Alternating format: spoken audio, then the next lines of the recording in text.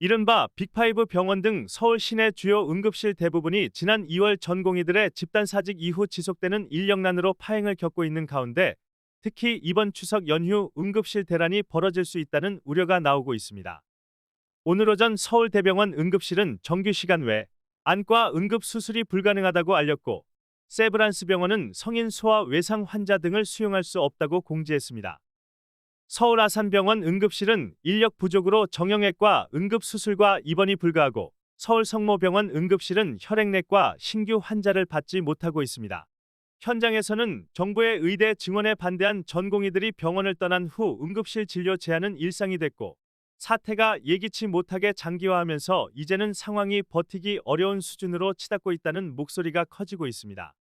특히 최근 들어 코로나19 유행과 온열 질환자 급증으로 평소보다 응급실을 찾는 환자는 늘어났지만 그간 응급실을 지켜온 전문의들이 과로에 시달리다가 결국 하나둘 병원을 떠나면서 고군분투하기도 버겁다는 상황입니다.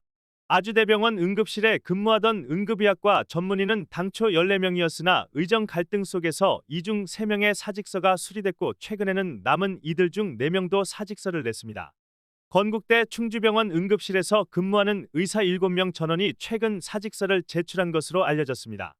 서울의 상황도 심상치 않습니다.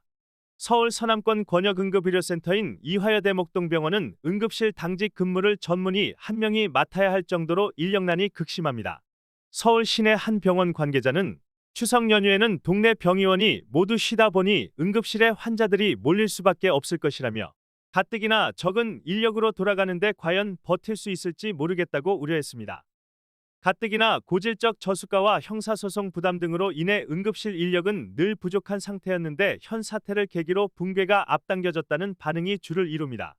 서울의 한 응급의학과 전문의는 응급실은 사람을 뽑으려 해도 못 뽑는다며 인력 부족은 전부터 쌓여왔던 건데 이번에 완전히 무너지게 생겼다고 토로했습니다. 이와 관련해 정부는 응급의료 체계를 유지하기 위해 현장 의료진에 대한 지원을 강화하고 경증 환자는 지역 병의원을 이용하도록 유도하는 방안을 추진 중입니다.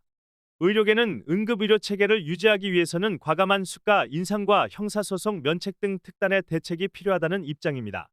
김수진 고려대한암병원 권역응급의료센터장은 수가를 지금보다 5배에서 10배는 올려서 사람을 더 뽑아야 한다고 제안했습니다.